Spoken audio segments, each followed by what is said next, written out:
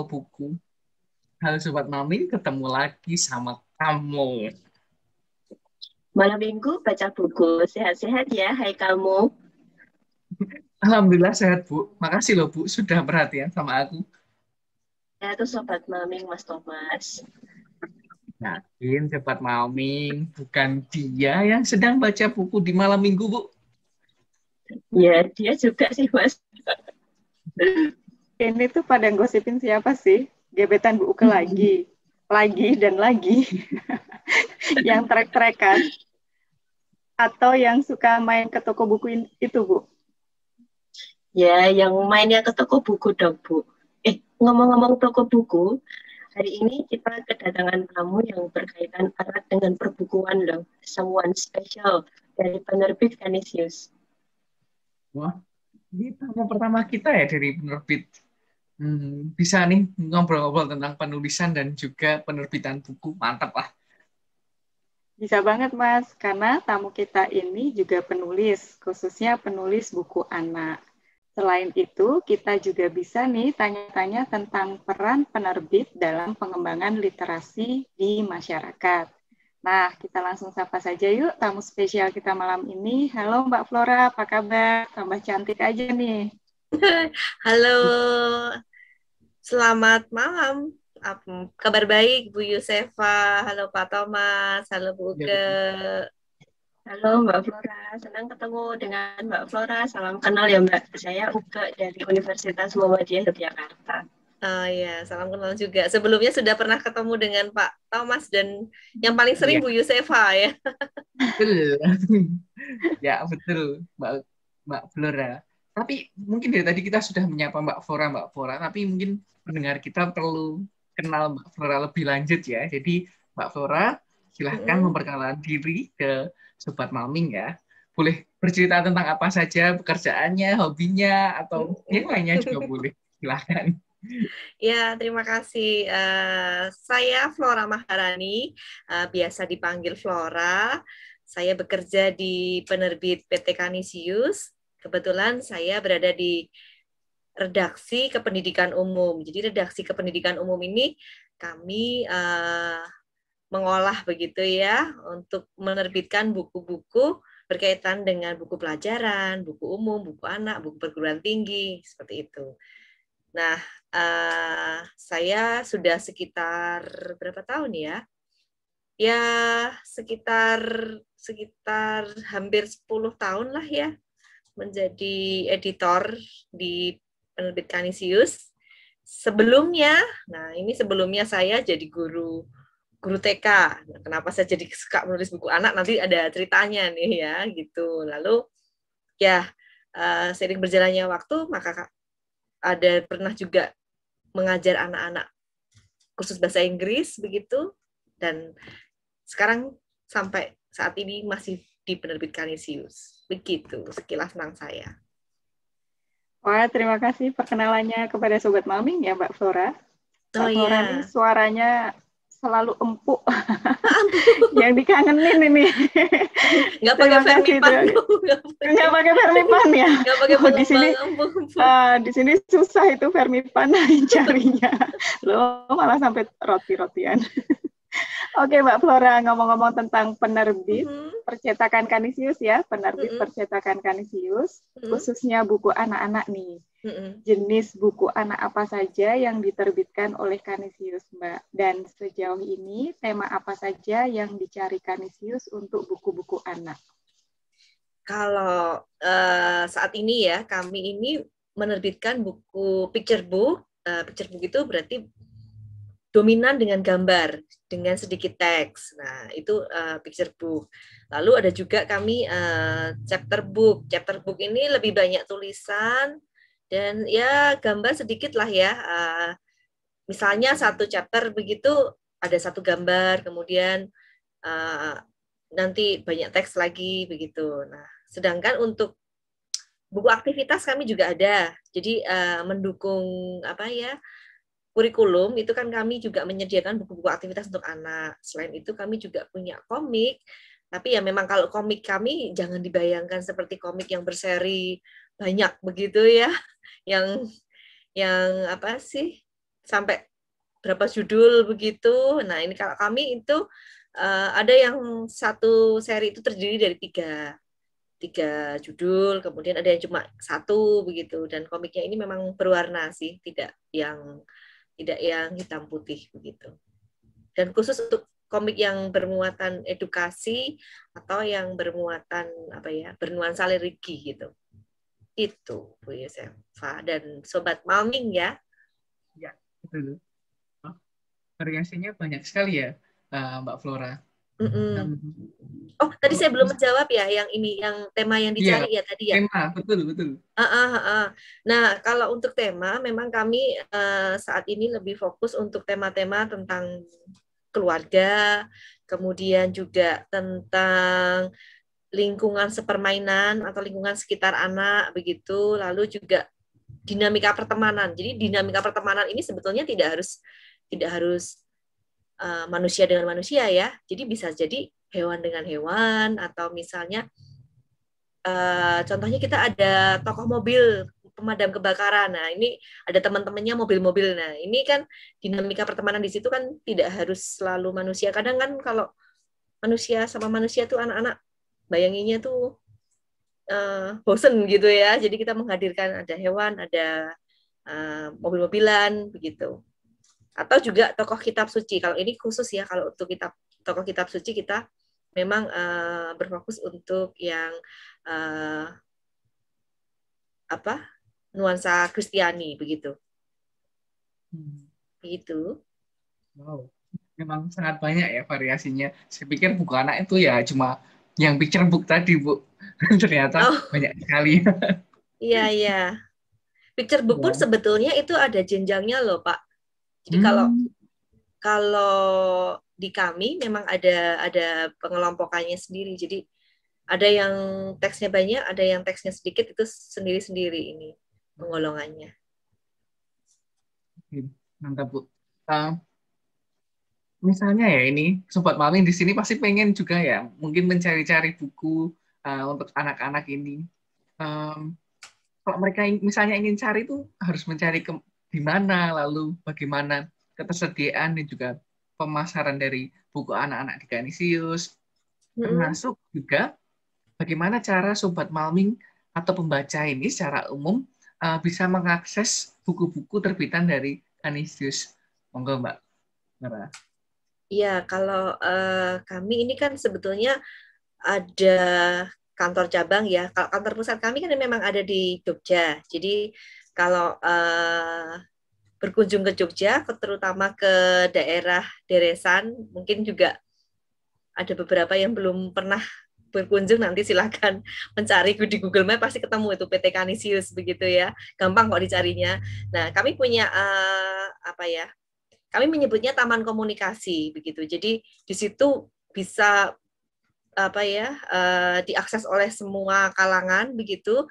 Kami ada showroom untuk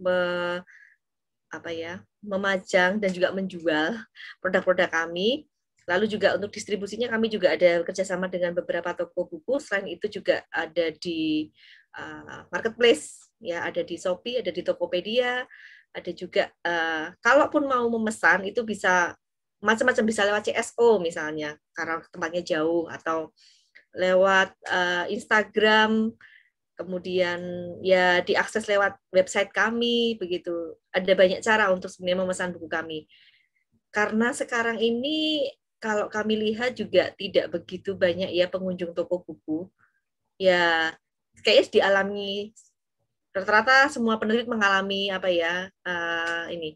dinamika turunnya peminat pembaca untuk mencari buku di toko buku. Jadi ya ini lewat marketplace seperti itu kita menyediakan produk-produk kami. Terus tadi apa ya pertanyaan yang selanjutnya selain mengakses tadi? Sudah semuanya sih sebenarnya. Sudah ya. Giliran saya, Mbak, yang mau nanya. Oke, silakan. Jadi tadi kan sempat disebutkan kalau Mbak Flora itu editor di penerbit Canisius, tapi juga menulis buku anak. Tadi di awal-awal nih tadi waktu belum sempat recording, Bukunya insya Allah akan diterbitkan oleh Kemendikbud. Yeay. Selamat. Terima kasih. Iya. Mbak mungkin bisa di-share kenapa sih Mbak Flora itu kok tertarik menjadi penulis? Halo, Bu. Halo, bisa mendengar suara saya? Ya. Bisa. Oh, bisa. Oke. Iya, kalau bicara soal pengalaman menjadi penulis, sebetulnya belum begitu banyak buku ya. Saya pernah menulis juga untuk buku pelajaran, sebetulnya dulu pernah untuk SD begitu. Lalu untuk buku anak ini nantinya akan menjadi buku ketiga saya untuk buku anak. Nah, kenapa saya tertarik menulis buku anak? Sebenarnya karena mungkin juga pengalaman pribadi saya dulu ya. Jadi dulu waktu zamannya saya masih TK, saya itu punya mbah, adiknya Simbah begitu ya. Beliau itu guru SD. Dan setiap kali saya dan ibu itu berkunjung ke sana, itu selalu dikeluarkan semua buku cerita yang beliau punya. Di situ tuh kayak saya tuh, apa ini? Jadi kok kayaknya tuh asik gitu ya membaca. Nah dari situ tuh saya pikir, kok kayaknya tuh mengulang masa kecil saya lagi, kayak itu enak ya kalau baca buku anak-anak tuh kayak itu antusias begitu. Nah dari situlah pada saat saya menjadi guru TK dulu, saya juga sering membacakan buku ke murid-murid saya. Jadi mereka tuh melihat melihat tatapan mata mereka itu ke buku tuh rasanya tuh mereka kayak terhipnotis begitu ya. Dan pada saat anak saya kecil, saya juga suka membacakan itu sampai kayaknya itu merekam setiap kalimat. Jadi ketika saya lupa mengatakan satu kalimat aja diprotes begitu. Jadi ternyata ajaib ya buku anak itu untuk anak-anak tuh berpengaruh sekali begitu. Jadi itu yang membuat saya ingin terlibat untuk turut menulis buku anak begitu. Begitu Bu Uga. Jadi pengalaman pribadi jadi sumber inspirasi juga ya untuk Mbak Flora ini, keren sekali. Iya, pengalaman pribadi awalnya. Iya. Oke. Tadi termasuk juga pengalaman pribadi. Saya ingin bertanya tentang hal itu juga. Mbak Flora, kalau boleh tahu, menurut Mbak Flora, seberapa penting sih keberadaan dari buku-buku anak dan juga aksesibilitas dari buku-buku anak ini untuk anak-anak Indonesia, terutama di zaman ini? Iya, kami pernah ya bekerja sama dengan Room to Read untuk ini sebuah NGO dari Amerika yang mereka concern pada pendidikan anak-anak begitu, untuk penyediaan anak begitu, dan juga perpustakaan. Nah, pada saat kami berproses ini, sebelum buku itu diterbitkan, kami melakukan semacam field testing, uji lapangan begitu ya, ke anak-anak. Artinya bahwa buku yang kami buat ini apakah dipahami oleh mereka, dimengerti oleh mereka, karena terkadang kita kan merasa bahwa sebagai orang dewasa itu anak-anak ngertilah gitu, tapi ternyata enggak gitu kan. Nah ini terus pada saat kami berkunjung ke sekolah itu ternyata tuh ini yang saya kurang tahu mengapa ini menjadi semacam keprihatinan mungkin ya. Banyak perpustakaan yang lemari bukunya itu atau rak buku atau perpustakaannya sendiri itu tidak tidak dikelola dengan baik. Artinya anak-anak mau pinjam buku cerita anak aja susah. Yang ada adalah buku pelajaran, buku LKS. Kalau enggak nanti buku ya yang berat-berat begitu. Padahal anak kelas 1, kelas 2 gitu kan.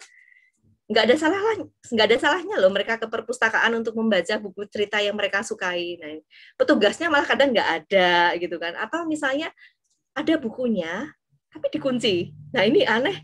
Jadi anak-anak tuh bisa melihat dari kaca itu cuma ngeliatin tok gitu loh. Jadi ini kenapa ya? Nah, sebetulnya akses untuk buku-buku anak terutama ya itu penting bagi anak-anak, karena pada saat kita membawakan buku anak itu mereka tuh semacam rebutan gitu loh, karena selama ini itu terbatas hal itu. Nah, pada sekolah-sekolah yang ya mulai terbuka itu mereka banyak memesan buku anak daripada untuk buku pelajaran. Nah, ini yang pernah kami berkunjung ke suatu tempat di sekolah, kalau tidak salah di SD Mangunan, kalau tidak salah. Bukunya itu uniknya adalah ini disimpan di kulkas. Jadi kulkasnya itu kulkas, iya beneran, boleh berkunjung ke sana. Jadi kulkas yang apa sih, ada kacanya itu loh, apa sih, kalau kita lihat ada kan tembus pandang gitu. Nah, itu membuat anak-anak itu tertarik, semacam mereka menemukan kesegaran begitu loh. Jadi di dalam itu ada lampu-lampunya begitu. Unik sekali dan membuat anak-anak itu sangat antusias untuk meminjam buku. Terlihat dari buku-buku yang apa sih namanya, pinggirnya tuh udah pada apa ketekuk-tekuk gitu ya, kelipet-lipet gitu ya. Artinya bahwa anak-anak itu membaca buku itu berulang-ulang kali. Tapi sedihnya itu kalau di perpustakaan yang bukunya rapi-rapi gitu, ini jarang dibaca ini bukunya malah. Itu Pak Thomas kilas sih, kalau saya merasa mengalami sendiri anak-anak butuh itu gitu. Mbak Flora, balik lagi ke aksesibilitas dan aksesibilitas yang sudah disediakan oleh Canisius sendiri gitu, Mbak. Jadi kalau menurut Mbak Flora sudah sejauh mana kemudian penerbit Canisius itu berkontribusi pada pengembangan literasi khususnya untuk anak-anak gitu, Mbak? Iya, kalau kita bicara soal penerbit ya, satu penerbit itu kan memang tidak cukup ya ketika kita berkontribusi secara massal begitu ya. Tapi paling tidak kami membantu orang tua maupun guru dengan menyediakan bacaan-bacaan berkelas, artinya menghindari cerita-cerita yang terlalu menggurui.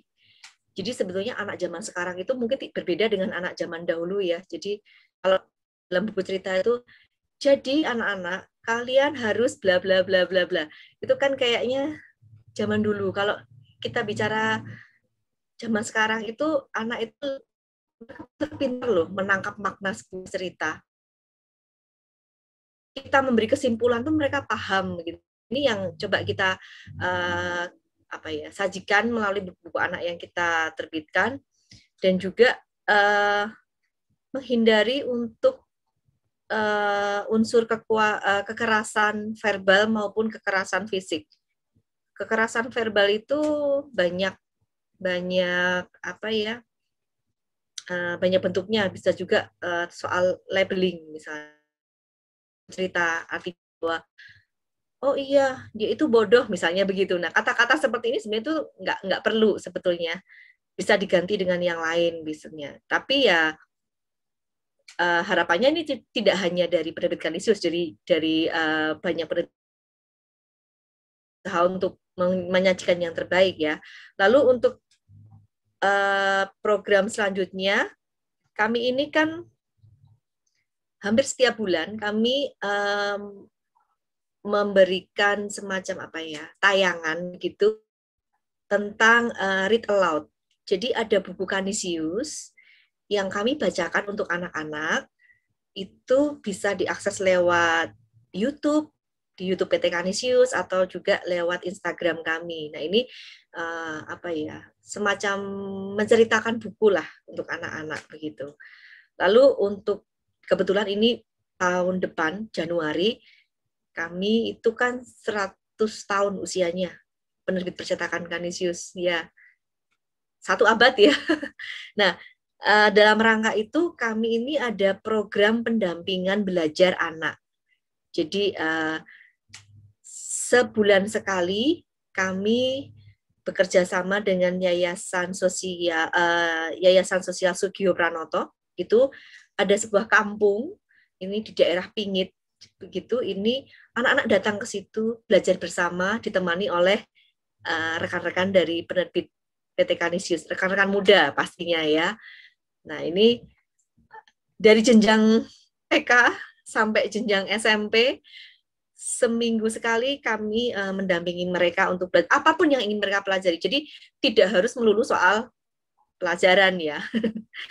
Terus ada juga storytelling. Nah, ini kalau storytelling pasti untuk anak-anak yang usia ya SD kelas 1 ke bawah ya. Nah, ini kita lakukan sebulan sekali, dan juga ada bantuan pojok baca di salah satu panti asuhan. Jadi kami ingin memberikan menghadirkanlah dunia luar yang penuh imajinasi itu ke panti asuhan melalui buku. Karena kalau ada sumbangan misalnya sembako atau kebutuhan sehari-hari ini udah banyak. Tetapi untuk menghadirkan pojok baca dengan buku-buku yang ramah anak, nah ini yang kami lakukan saat ini. Begitu. Begitu, Bu. Keren. Keren banget. Saya. Pokoknya kalau ngomongin tentang penerbit Canisius tuh, saya sendiri punya kenangan khusus ya. Karena bapak saya kan dulu kerja di sana. Terus kalau setiap tahun ulang tahun tuh yang paling berkesan itu adalah bapak pulang membawa banyak sekali makanan dan snack. Nah, pestanya itu mewah sekali. Keren-keren. Ya, dan dulu hampir setiap weekend saya bawa anak saya ke showroomnya itu ya. Showroomnya bersih, buku-bukunya macam-macam. Kayak kalau biasanya kalau datang ke situ, itu saya bilang anak saya boleh pokoknya diri ya gitu. Dan dia bisa galau banget Mbak Flora. Jadi ambil satu dibawa terus balikin lagi, nemu yang lain gitu ya, yang lebih bagus gitu. Bagus-bagus, dan memang koleksinya tidak hanya 1-2 tema saja ya, tapi bisa banyak sekali pilihannya, baik itu tentang culture, tentang agama, tentang macam-macam lah ya, gitu. Keren-keren. Jangan salah, Bu Yusefa ini juga penerjemah di Canisius ya. Ibu pernah menerjemahkan. Jadi buku-buku yang kami terbitkan ini kan kami juga tawarkan hak ciptanya ke penerbit asing. Jadi beberapa kali ini diterjemah. Bu Yusefa berapa kali ya Bu ya menerjemahkan ini? Ada 3 atau 4 kali, tapi ada yang novel ya Bu ya? Mahabharata, lalu ada beberapa itu yang buku cerita berseri gitu. Iya. Iya. Nah, saya validatornya biasanya anak saya, Mbak. Kalau udah diterjemahin gitu, saya suruh baca dulu. Kamu mudeng nggak ini ceritanya? Ceritanya. Gitu. Kalau mudeng berarti memang bahasanya itu paling tidak bisa diterima oleh anak-anak yang diterima. Ya. Begitu. Ya. Nah, ini keren sekali sharingnya Mbak Flora ya. Nah, ini kita mau tanya lagi nih Mbak. Mungkin ada tips yang bisa dibagikan untuk guru-guru atau sobat maming sebagai guru maupun orang tua ya yang ingin menulis buku anak juga gitu. Baik menulis sendiri atau mungkin kolaborasi dengan guru lain atau dengan anak didiknya. Mungkin Mbak Flora ada tips nih, yang bisa dibagikan. Silakan Mbak. Boleh, nanti saya share ini ya, share screen. Tapi pada intinya adalah yang paling utama adalah membuat ceritanya terlebih dahulu. Jadi soal itu mau menjadi buku atau menjadi koleksi pribadi atau sekedar coretan pribadi itu bisa beragam lah macamnya, tidak harus selalu buku begitu ya. Ya ini penting karena kadang anak-anak tuh juga suka kok diceritain gurunya dengan kita membuat coretan-coretan begitu, terus kita ceritakan itu senang banget mereka. Begitu. Sebentar saya share screen dulu ya. Mengapa ya kita menulis buku anak itu? Ya kalau tadi kan saya dari pengalaman pribadi saya ya ingin seperti memberikan pengalaman-pengalaman saya dulu, mengenalkan pengalaman saya dulu ke anak-anak begitu. Tapi yang jelas adalah kita menuangkan ide atau imajinasi anak itu ke dalam tulisan. Bisa jadi apa yang kita lihat sehari-hari di anak itu bisa kita tuliskan di situ, dan itu menjadi ide untuk imajinasi anak ke depannya. Lalu kita juga bisa mengenalkan hal baru kepada anak melalui buku. Kadang kalau misalnya kita memberitahu lewat omongan begitu, kadang anak-anak tuh ada yang masuk, ada yang enggak. Tapi ketika lewat buku, lewat karakter yang mereka sukai, itu lebih masuk ke hati begitu ya, lebih cepat mereka menerima begitu ya. Lalu yang ketiga itu pastinya bagi saya ini media refreshing atau penyegar pikiran dari beberapa hal serius yang dikerjakan sehari-hari. Entah kalau Pak Thomas atau Bu Yosefa juga pasti juga menulis buku, juga sudah diterbitkan kan, tapi bukunya bukan buku anak ya. Tapi itu mungkin juga salah satunya pasti ada tujuan mengapa menulis buku itu. Lalu untuk jenis buku anak, seperti tadi yang saya sampaikan di awal, ini ada picture book, ada chapter book, ada novel anak, ada komik, dan juga ada buku aktivitas. Nah, ini pasti berdasarkan jenjang usia masing-masing, pilihannya beragam ya nantinya. Kalau di Canisius, kami belum punya yang novel anak. Tapi untuk picture book, chapter book, komik, buku aktivitas ini sudah tersedia. Ya, siapa tahu nanti ada naskah novel anak yang akan masuk, misalnya dari Bu Uke kah, dari Pak Thomas atau dari Bu Yosefa, atau dari Sobat Malming yang mendengarkan atau mengikuti acara ini. Nah, nanti bisa jadi seperti itu, ada bukunya. Lalu untuk temanya, bagaimana menggali ide-ide yang bisa dimunculkan dari buku anak ini. Misalnya kita semacam memanggil kembali kenangan berkesan masa kecil. Dari kita masing-masing yang sudah dewasa ini pasti punya kenangan lah. Masa kecil kita tuh apa sih yang unik? Tidak harus selalu menyenangkan, tidak harus selalu menggembirakan, bisa kenangan yang sedih itu bisa, tetapi yang intinya adalah ini berkesan begitu ya.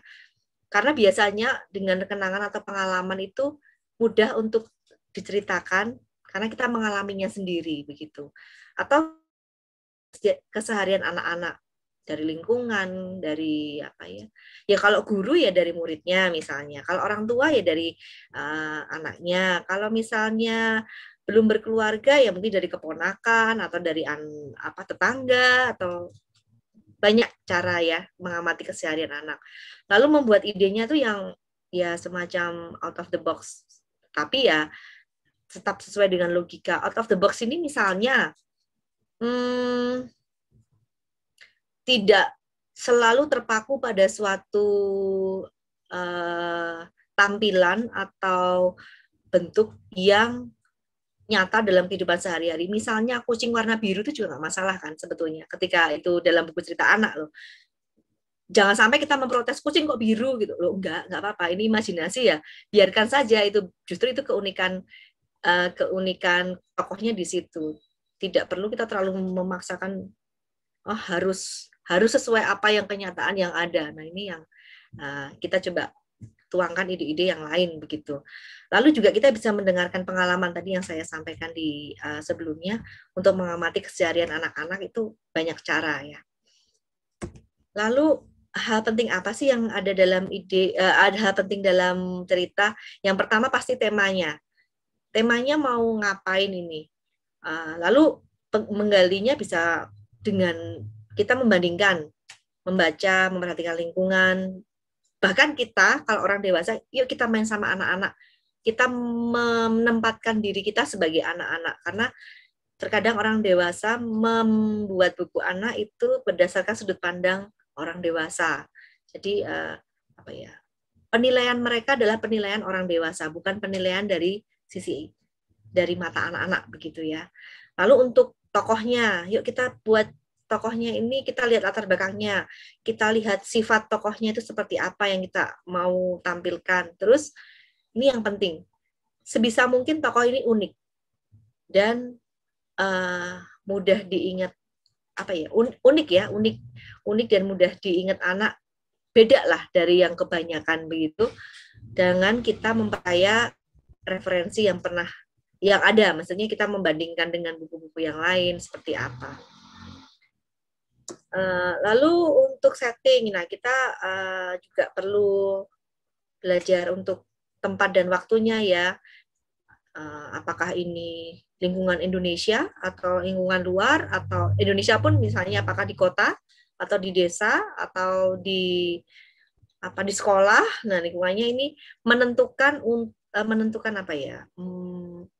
Kembali tadi latar belakang tokoh ini seperti apa. Jadi jangan sampai kita ceritanya di kota tetapi gambarnya misalnya kok apa ya, nuansa pedesaan, ini nggak nyambung kan. Nah, terus waktunya misalnya malam hari misalnya, tapi kok warna langitnya kok masih agak-agak orange gitu. Nah, ini kan nggak tepat.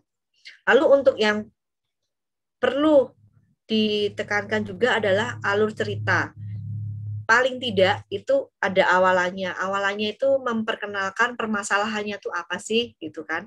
Konfliknya apa, kemudian klimaksnya apa, terus anti klimaksnya apa, dan penyelesaiannya seperti apa. Untuk penyelesaian, tidak sepenuhnya atau tidak selamanya happy ending. Tidak seperti cerita-cerita sinetron mungkin, atau cerita-cerita yang selalu bahagia. Bisa juga akhirnya itu tidak menyenangkan. Itu tidak masalah. Ataupun akhirnya itu kita menduga, oh pasti nanti dia akan mendapatkan ini. Tetapi kita balik bahwa tidak loh, tidak seperti yang membaca kira. Nah, ini yang sebenarnya menarik untuk anak-anak begitu, menghadirkan dunia bahwa dunia itu tidak sepenuhnya itu selalu baik-baik saja. Mereka bisa belajar juga dari situ. Nah, untuk langkah awal menulis buku anak ya, pertama kita tentukan tujuan dulu. Tokohnya ini mau ngapain toh? Sebenarnya tujuan dia apa? Misalnya tujuan dia adalah dia mau ke pasar, dah itu. Nah, tujuan dia adalah tiba di pasar dengan selamat misalnya. Nah, di dalam perjalanan itu ada berbagai macam yang bisa kita ceritakan lewat alur tadi. Ada konfliknya apa, kemudian klimaksnya apa, anti klimaksnya, dan penyelesaiannya. Nah, apakah dia sampai di pasar atau tidak? Nah, itu nanti menjadi salah satu bagian dari penyelesaian. Lalu karakternya unik untuk penguat cerita. Kalau terutama untuk picture book ya, kalau untuk anak-anak mereka lihatnya lebih banyak ke visual begitu, ke karakter. Lalu pembaca sasaran. Nah, ini pilih kata-kata yang memang pada taraf pemahaman anak. Artinya kalau kita mau menggunakan kata-kata yang sulit, pastinya kita sudah membayangkan bahwa tulisan ini untuk anak-anak kelas 5-6 begitu. Nggak mungkin untuk anak-anak yang kelas bawah, misalnya kelas 1. Pernah saya membaca satu kalimat di buku anak, tidak perlu saya sebutkan. Kata-katanya adalah, ibu memutuskan untuk pergi bersama aku. Memutuskan untuk pergi, itu apa? Memutuskan untuk pergi itu anak-anak aja bingung. Maksudnya memutuskan itu kan beda ya, memutuskan untuk pergi. Kenapa tidak? Ibu ingin pergi denganku. Nah, ini kan sederhana tapi anak tuh paham begitu kan. Nah, ini yang hal-hal seperti ini yang seharusnya diminimalis, dikurangi lah ya di cita-cita anak begitu. Lalu membuat alur ini yang sederhana terlebih dahulu. Jadi kita bagi jadi 3 dulu. Awalnya seperti apa, tengahnya seperti apa, akhirnya seperti apa. Kalau untuk anak-anak yang ya kelas 1, kelas 2 begitu, membuat cerita kalau bisa hanya 1 hari aja. Dalam 1 hari durasi waktu. Pun kalau misalnya mau berganti hari, tidak perlu sampai seminggu, 2 minggu. Nah, ini terlalu lama begitu ya. Kecuali kalau yang untuk kelas sudah atas, durasi waktu untuk cerita itu bisa lebih panjang begitu. Tapi kalau untuk anak-anak, satu hari, satu waktu aja mereka cukup untuk memahaminya. Begitu. Ayo mulai menulis. Kita bikin judulnya. Boleh judul yang lucu, boleh judul yang rahasia, misterius, boleh. Boleh judul yang berima, boleh. Tapi jangan bocorkan cerita. Misalnya ceritanya apa ya? Akhirnya aku naik kelas judulnya misalnya, udah ketebak itu pasti di endingnya dia naik kelas kan. Nah, ganti judul-judul yang lain begitu. Jangan sampai pembaca tuh udah kurang menantang lah, pasti ceritanya naik kelas gitu. Lalu memulai cerita dengan ya nggak usah bertele-tele, kayak beda. Jadi kalau novel itu durasi 10 menit cerita, tapi bisa sampai 10 halaman menceritakannya. Nah, kesulitan di buku anak atau tantangan di buku anak adalah bagaimana meringkas waktu dalam 2 atau 4 halaman saja di awal. Nah, ini yang beda. Banyak loh yang bilang, kan gampang nulis buku anak. Mari dicoba. Mari dicoba. Karena ketika membuat kata-kata yang sederhana untuk mewakili durasi waktu tertentu itu tidak mudah ternyata. Lalu konfliknya ini bisa individu versus individu, atau individu lewat versus kelompok, atau individu dengan dirinya sendiri, dia berkonflik batin begitu ya. Wah, ini kalau ini dalam, kalau ini galau ya, kalau kita galau gitu ya. Atau antara individu dengan lingkungan sekitar begitu. Jadi karakter dengan lingkungan sekitar. Nah, klimaksnya pasti puncak ketegangan ceritanya dibikin baik kalau bikin dramatis, tetapi ya itu tadi tidak terlalu apa sih bahasa sekarang, lebay ya, lebay gitu. Kemudian yaitu tadi di penyelesaian ada yang terbuka, tertutup, sedih, bahagia, atau twist yang mengejutkan dan pastinya diarahkan untuk masuk akal. Nah, sebelum kita entah itu kita mengirimkan naskah atau kita membacakan cerita kita ke anak-anak begitu ya, kita baca lagi alur ceritanya sudah baik belum, kemudian rasionalitasnya bagaimana, panjang naskahnya seperti apa, konsisten enggak, misalnya di depan menyebutnya aku, di belakang menyebutnya saya, ini udah nggak konsisten misalnya. Atau kalimat efektif, kalimatnya efektif enggak sih, atau misalnya sangat panjang sekali, itu sudah tidak efektif. Sangat panjang sekali itu sangat panjang atau panjang sekali begitu misalnya. Contohnya seperti itu. Atau juga untuk ejaan dan tanda baca. Nah, kita sebaiknya mengenalkan ejaan dan tanda baca yang benar kepada anak sedini mungkin. Artinya semakin mereka terbenar, itu akan terbawa sampai dengan nanti ketika dewasa begitu. Nah, ini salah satu bentuk edukasi di buku anak yang coba kita kenalkan ke anak-anak. Lalu, nah, sebarkan ceritanya. Kalau misalnya belum pede dikirimkan ke penerbit, ya ditulis di buku harian ceritanya, dibuat di blog atau di majalah, atau ya dikirimkan ke penerbit buku lah nantinya kalau misalnya sudah pede gitu. Atau dia itu tadi dibikin dijilid sendiri, kemudian sebagai koleksi nanti diceritakan atau diminta review ke orang lain untuk membaca sejauh mana. Jangan pernah takut, jangan pernah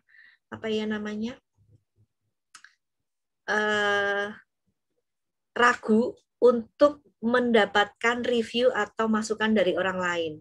Dan jangan selalu merasa bahwa naskah kita udah yang paling baik. Nah, ini bahayanya itu seperti itu. Menulis itu banyak mata yang bisa melihat, banyak mata yang akan menilai tulisan kita. Nah, silahkan untuk menyebarkan cerita lewat berbagai macam media begitu ya. Atau juga berdiskusi dengan penulis langsung, penulis buku anak itu di Indonesia sekarang banyak penulis buku anak yang sangat berkualitas tinggi, dan juga mereka saling membantu satu sama lain. Jadi silakan saling berjejaring begitu ya. Lalu untuk kalau misalnya memang ingin menggali lebih lanjut, kami punya salah satu buku untuk panduan menulis cerita untuk anak bagi para orang tua atau guru ataupun pendamping anak untuk menjadi bahan referensi, salah satu bahan referensi untuk membuat cerita itu seperti apa. Selamat menulis, kita nanti bisa lihat karya-karyanya. Semoga dari perjumpaan ini akan ada karya-karya yang bisa dikirimkan ke penerbit PT Canisius. Begitu. Keren.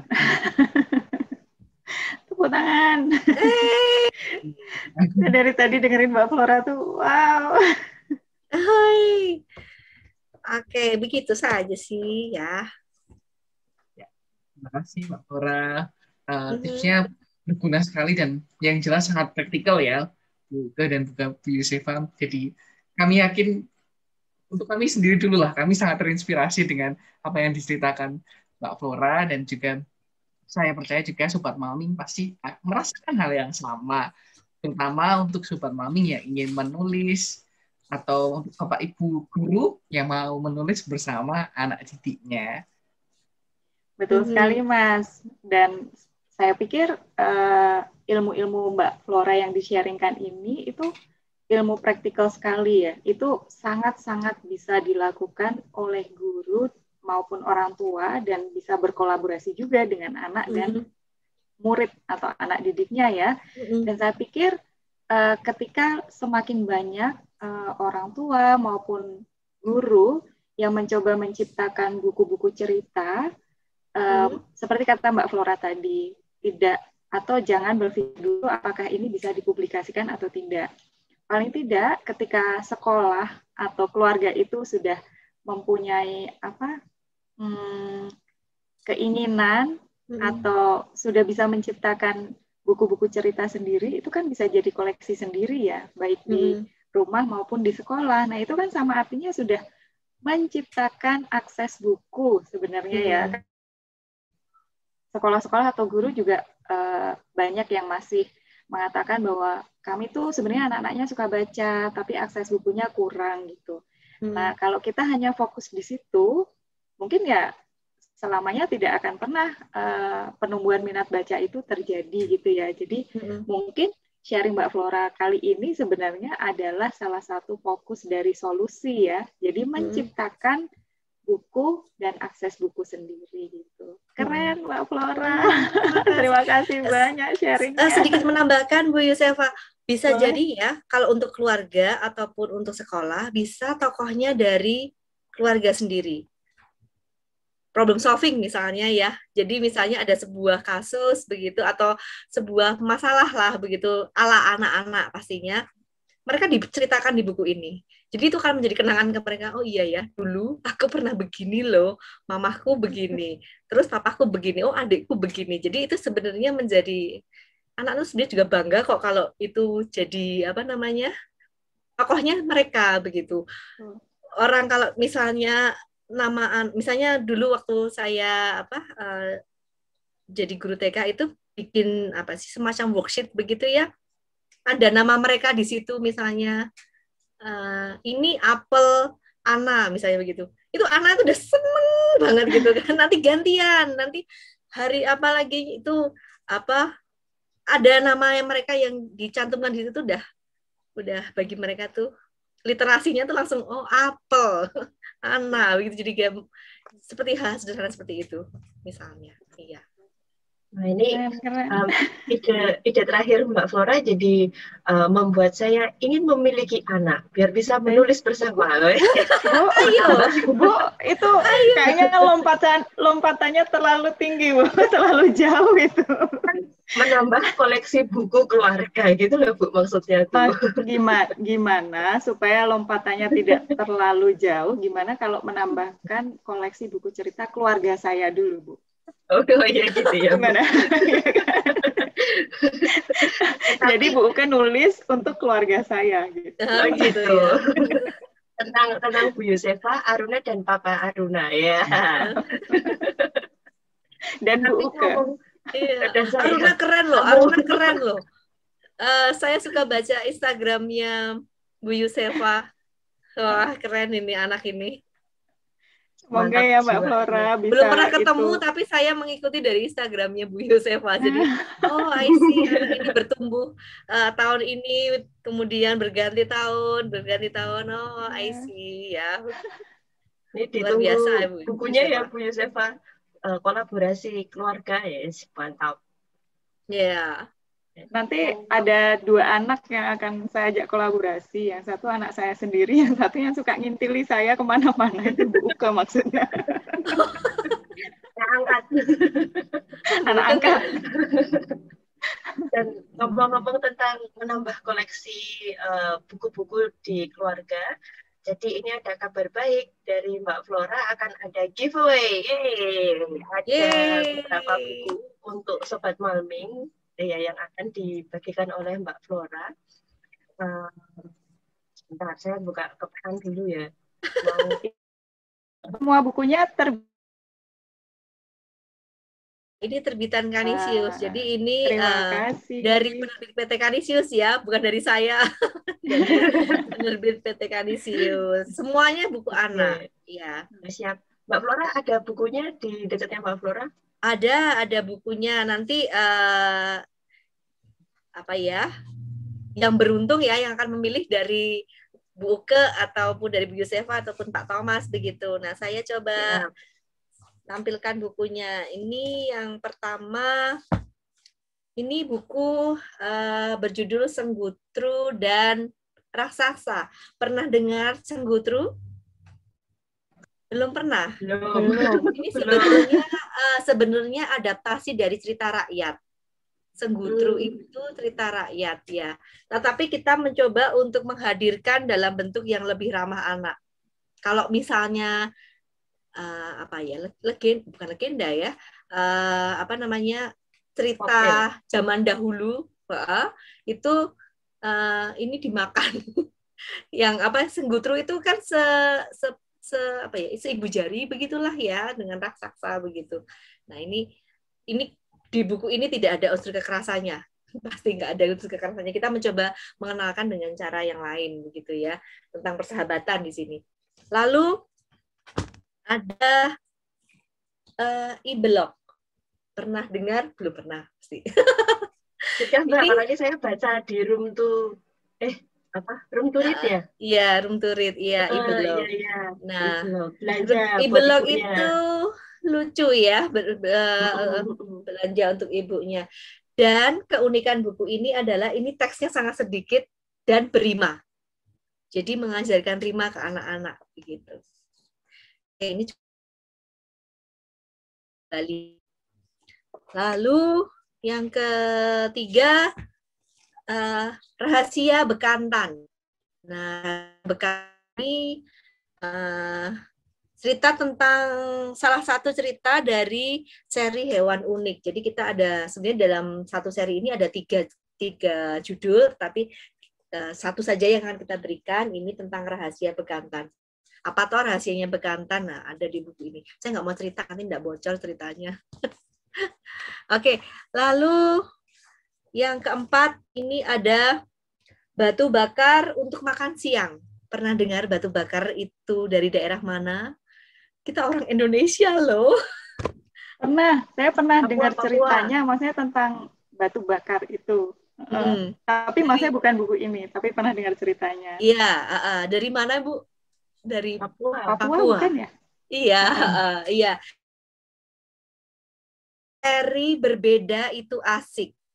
Ini mengenalkan tentang toleransi dan juga keberagaman. Tokohnya di sini bisa dilihat ada dari Papua, ada juga yang dari dari Bali, ada mereka merayakan Galungan, lalu ada yang merayakan Idul Fitri, ada juga yang merayakan Imlek. Nah, ini yang seri ini adalah batu bakar untuk makan siang. Jadi mereka ada tradisi untuk mengundang berpesta begitu ya. Ini untuk anak usia 9 sampai 10 tahun. Lalu Masih ada 2? Masih ada 2. Nah, kalau yang 2 ini adalah buku asing yang kita terjemahkan dalam bahasa Indonesia. Ini ada 1 buku. Kalau yang lihat di TV, serial TV adalah Marsha bersama beruang ya, yang warnanya ungu atau apa itu ya, pakai kerudung apa ya. Nah, ini Marsha tersesat di hutan. Ini neneknya Marsha loh. Neneknya Marsha yang di TV loh. Ya, ini apa, untuk yang level tinggi ya, untuk usia 11 sampai 12 tahun yang mereka sudah mahir atau sudah lancar membaca begitu. Karena ini bukunya tebal dengan banyak teks begitu. Nah, lalu yang terakhir adalah ini juga pasti sudah beberapa mengenal juga, tapi ini dalam bentuk yang berbeda. Ilustrasinya adalah Petualangan Dorothy di Negeri Penyihir, The Wizard of Oz. Pasti pernah dengar juga lah. Versinya macam-macam. Nah, ini yang versi untuk cerita anak dengan ilustrasi yang berbeda. Begitu. Ada 6 buku. Silakan nanti siapa yang beruntung. Nah, di tangan buka Pak Thomas dan gue. Keren-keren banget bukunya, Mbak. Saya jadi pengen ikutan giveaway loh. Nah, Bu, iya. Kalau saya mau ikutan giveaway itu caranya gimana, Bu Uke? Nah, caranya adalah nanti akan ada pertanyaan yang kami post khusus di YouTube channelnya Saturday Quiz. Ada pertanyaan di sana, kemudian teman-teman silahkan menjawab pertanyaan tersebut selama 1-2 minggu akan kami buka. Tapi tidak hanya menjawab pertanyaan, teman-teman juga perlu like dan subscribe, ya, like episode ini dan subscribe Saturday, dan juga share ke teman-teman yang lainnya tentang cerita-cerita baik dari Mbak Flora pada malam hari ini. Tapi sayang sekali tidak berlaku untuk Bu Yusefa. Untuk panitia tidak berlaku. Boleh. Tidak. Bu, gitu. malam ini saya ini loh, Bu. Peserta. Ada pembicaranya Mbak Flora, saya pesertanya. Kalau istri panitia boleh nggak, Bu? Wah, ini. Pasangan ya. Benar-benar Mas Thomas. Pasangan atau anak ya. Pasangan atau anak kan Mas Thomas ya. Jadi kayak family itu mungkin masih boleh. Belum resmi soalnya. Belum boleh kecuali kalau gebetannya di reveal gitu. Maksudnya diungkap gitu. Boleh, Bu. Nanti kita kehabisan gimmick, Bu. Aduh, iya ya. Saya tuh baru sadar selama ini kita gimmick ya, settingan ternyata. Iya, jadi sebenarnya teman-teman saya itu tidak punya gebetan loh. Gitu. Curhat nih ceritanya. Curhat ini. Aduh, wah ini kita harus pikirkan Mbak Flora yang lain. Baik. Jadi Sobat Malming akan ada 6 buku dari penerbit Canisius. Mohon ditunggu karena bukunya sangat menarik gitu ya. Dan akan menjadi koleksi yang bahagiakan untuk yang membaca. Gitu. Dan terima kasih sekali lagi untuk Mbak Flora sharing-sharing malam hari ini. Kami belajar banyak dan banyak sekali yang kemudian menjadi inspirasi gitu. Sama-sama, terima kasih sudah diundang. Ya, dan untuk Sobat Malming, stay happy and stay healthy. Sampai ketemu di episode selanjutnya. See you, bye-bye. Bye. Bye.